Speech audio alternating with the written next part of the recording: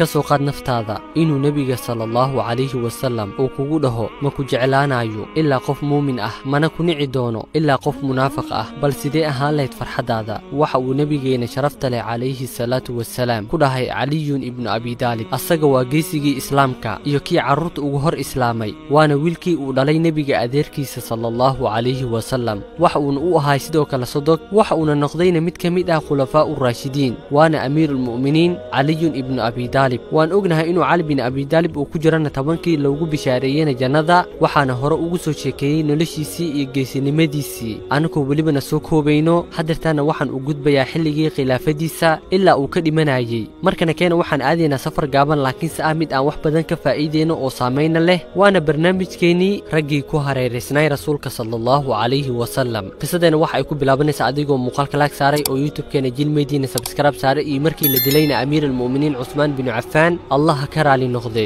isla maalinkii ku xigtay kadib dhacdadan xanuunka badan khilaafada waxaa loogu yeeray cali bin abi daalib waxaana la baayactamay reer madiina waxaana ka mid ahay saxaabada rasuulka iyo taabiciyiinta waxaana la sheegay inuusan rabin xukunka balse uu u qabtayna cabsi uu ka qabayna inay muslimiinta kala go'aan waxa uuna xukunka qabtayna xilli ay dowladda islaamka ee u dhexaysayna dhulalka sare ee iiraan dhinaca bari ilaa dunya masar dhinaca galbeedka waxa uuna dadka u ballanqaadayna inuu dabiqi doonana mabaadi'da islaamka iyo suginta iyo cadaaladda iyo sinaanta dadka dhexdeeda iyadoo aan loo fiirinaynin yuu yahay yaana ka dambeeyo waxa uuna go'aansaday maadaama fidnada ay bilaabatayna inuu xilka ka qaadana dhammaan umaradii cusmaan binu cafaan uu u dirayna dhulalkii kala duwanaay ee islaamka uu haystay waxa uuna ku bedelayna amiiro uu asaga ku kalsoon yahay inkastoo cali bin abi daalib uusan balaarinina dowladdii islaamka balse waxa uu qabtay howlo badan waxaana ka mid ahaa samaynta booliiska iyo dhisidda goobo u gaar ahna uu adeegidda bulshada rayidka ah sidoo kalena waxa uu dhisayna dugsiga fiqiga iyo naxwaha waxa uuna kaloo amrayna abul aswad in uu shaqlana qur'aanka kariimka saacadana dadka qaar way ku adkaan lahayd inay akhriyaan qur'aanka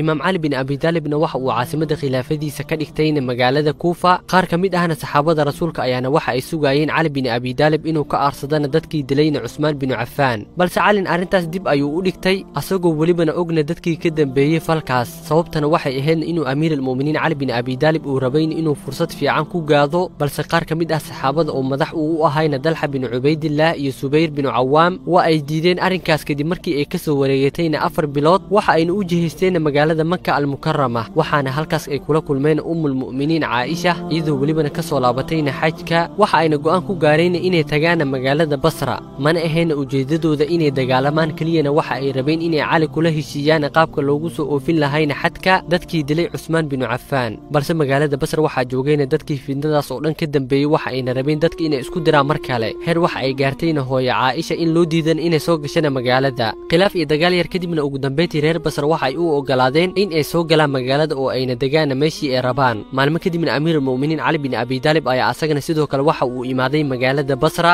waxayna fariimo isweydaarsadeen asaga iyo dalxa iyo subayr iyo hooyo caaisha asagoo welibana u dirayna qaaqaac ibnu camar waxa uuna ku yidhi hooyoy maxaa dhulkan ku keenay waxa ay ku tiri caaisha wiilkaygiyow waxaan u imid inaad dadka maslaxeeyo qaaqaac binu camarna waxa uu ahayna mid ka shaqaynayeen inuu labada koox uu kala maslaxeeyo ilaa xalka uu ka xasilay waxa ayna labada koox ay go'aansadeen inay joojiyaan dagaalka oo ayna ka wada hadlaan kuwii dilayna cusmaan ibnu cafaan isla markaasna kuwii fidnada waday oo kicinay ayaana kulmay waxa ayna dareemeen inuu heshiiskan uu ku dhamaan doonana in ayaka loo dilana dilkii ay dilayna cusmaan ibnu cafaan waxa ayna bilaabeen inay isku diraan cali bin abi daalib iyo kooxda muslimiinta ah ilaa markii dambe uu ka dhaxdhacayna dagaalkii jamal amiirulmu'miniin cali bin abi daalibna waxa uu bilaabay inuu ka murugoodana dhiigga muslimiinta oo daadanayo asagoo dhahayana ficnaan laheeda in aan dhinto 20 sano ka hor dagaalkan ugu dambeyntii waxa uu ku dhamaaday geeridii dalxa bin cubaydillaah iyo subayr bin cawaam hal sano kadibna waxaa dagaal kale ka dhaxdhacayna ciidamadii cali bin abi daalib iyo saxaabiga mucaawiya ibnu abi sufyaan waana dagaalkii safayn sababtoo ahna mucaawiya iyo reer shaam waa ay diideen inay la baayactamaan imaam cali bin abi daalib ilaa uu ka qisaasana cusmaan dadkii dilay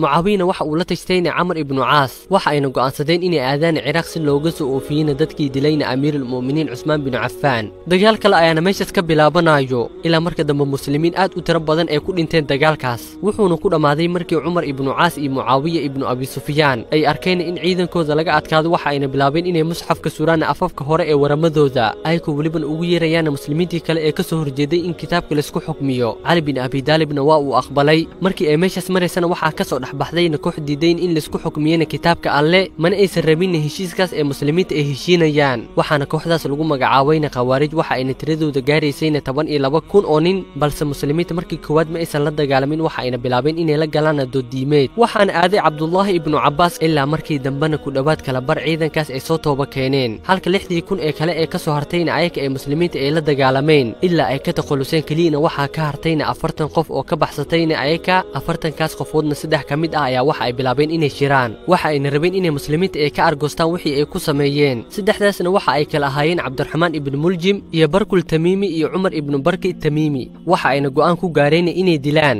amiir almu'miniin cali ibn abi talib iyo muaawiya ibn abi sufyaan iyo camar ibn caas 17 ramadaan ayaana waxa baxayna barki tamiimi si uu u soo dilana muaawiya ibn abi sufyaan midi ayuu ku muday alla ayaana waxa uu doonay inuu sii noolaado muaawiya mana uusan ku dhimanin gacantiisa halka camar ibn makarna asagana waxa uu dilay imaamkii muslimiinta dujinayay asagoo waliban u maleynayo oo u heestan camar ibn caas maalinkaasna waa uu jirnaa salaada ma uusan dujinaynin asaga waxaana dujinayna madaxa ciidamadiisa amiir almu'miniin cali ibn abi talibna asagoo jooga magaalada kuufa oo muslimiintan imaam u ah oo dujinayna salaada subax ayaa midi sumaysan waxa ku dhuftayna cabdiraxmaan ibn muljim oo kamid ahayna khawaarijtii imaam cali bin abi talibna waxa uu dhahayna oraahdiisii caanka ahayd aabihii kacbada baan ku dhaartay waad guulaysatay waxaana loo qaaday gurigiisa asagoo dhahayo qofkii ii dilay soo ogaada cunsiyana waxa aan cuno cabsiyana waxa aan cabo annafsu binnafs haddii aan dhinto u dila sida uu ii dilay haddii aan noolaadane aniga ayaa go'aan ka qaadan doono